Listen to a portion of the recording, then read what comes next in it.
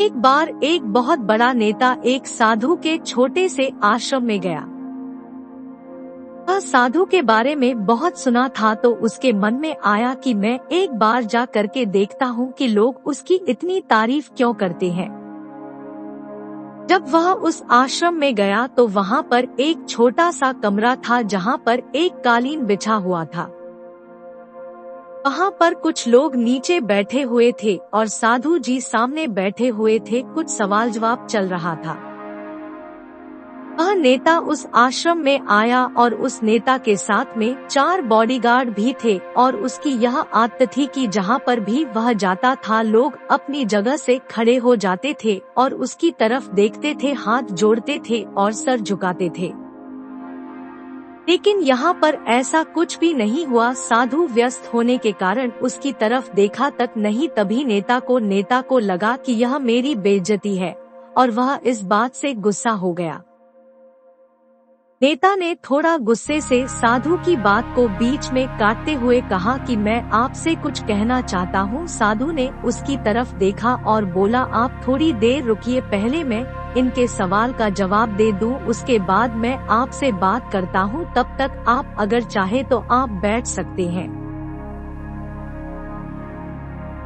बस साधु का इतना कहने की ही देरी थी। नेता का चेहरा गुस्से से लाल हो गया और फिर उसने अपना सारा गुस्सा उस साधु पर निकाल दिया।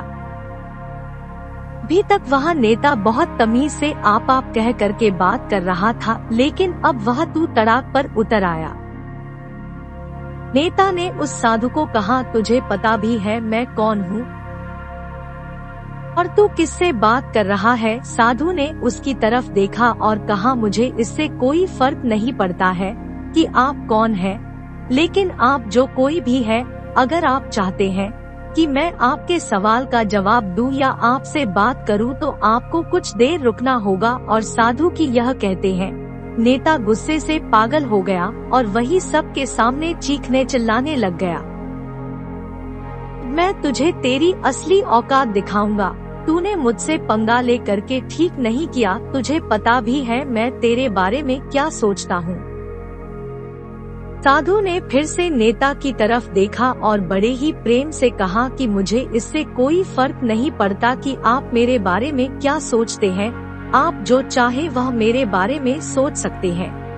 फिर नेता ने उससे कहा कि तू चाहे सुनना चाहता है या नहीं, लेकिन मैं तुझे यही सब के सामने बताऊंगा कि मैं तेरे बारे में क्या सोचता हूँ।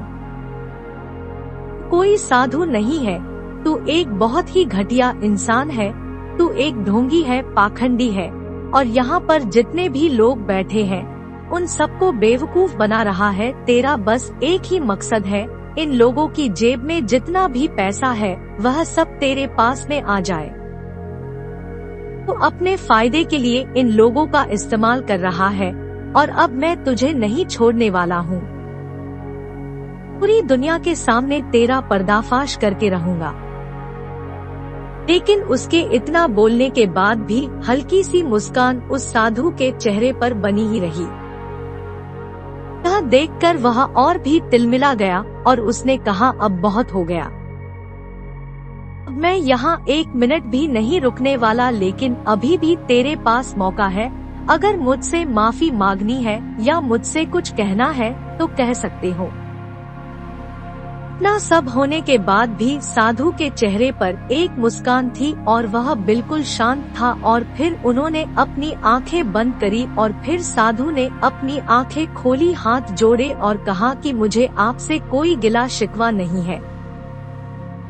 आपके लिए मेरे मन में कोई भी गलत ख्याल नहीं है। जो भी मेरे बारे में आपने कहा वह आपकी अपनी सोच थी, तो मुझे आप में कोई भी बुराई नजर नहीं आती है। मुझे आप बहुत ही भले इंसान लग रहे हैं। और साधु के इतना कहते ही नेताजी का दिमाग 7वें आसमान पर पहुंच गया। उसके चेहरे पर एक अजीब सी खुशी थी, क्योंकि उस साधु ने वही कहा जो बाकी सब लोग उस नेता को कहते हैं। और वह खुशी खुशी उस आश्रम से अपने घर की तरफ चला गया और जा करके अपने पिताजी के साथ में बैठ गया। उसके पिताजी ध्यान में थे। उन्होंने पूरी जिंदगी सिर्फ लोगों की सेवा करी और बदले में कुछ भी उम्मीद नहीं किया। तो थोड़ी देर बाद जब उन्होंने अपनी आंखें खोली और देखा अपने बेटे को अपने साथ बैठे हुए, तो उनके बेटे के चेहरे पर आज एक अजीब सी खुशी थी जो आज से पहले उन्होंने कभी नहीं देखी थी।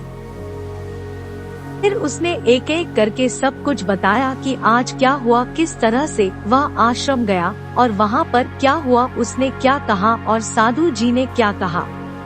जब उसके पिताजी ने पूरी बात सुनी तो थोड़ा सा मुस्कुराए और अपने बेटे को देख करके बोले कि उन्होंने तुम्हारी तारीफ नहीं करी, क्योंकि उन्होंने वह नहीं कहा कि जो तुम हो, उन्होंने वह कहा कि जो वह खुद है। और तुमने जो भी कुछ उनको कहा वो नहीं कहा कि जो वो है, बल्कि तुमने वह कहा जो तुम खुद हो। यही बात वेदों में भी कही गई है, यथा दृष्टि तथा सृष्टि। यह दुनिया तुम्हें वैसी नहीं दिखती जैसी यह दुनिया है, यह दुनिया वैसी दिखती है तुम्हें जैसे तुम खुद हो। जिसकी नजर जैसी है उसके लिए यह दुनिया वैसी ही है। तो अगर तुम अपनी दुनिया को बदलना चाहते हो तो उसका सिर्फ एक तरीका है, अपनी नजर को बदलो।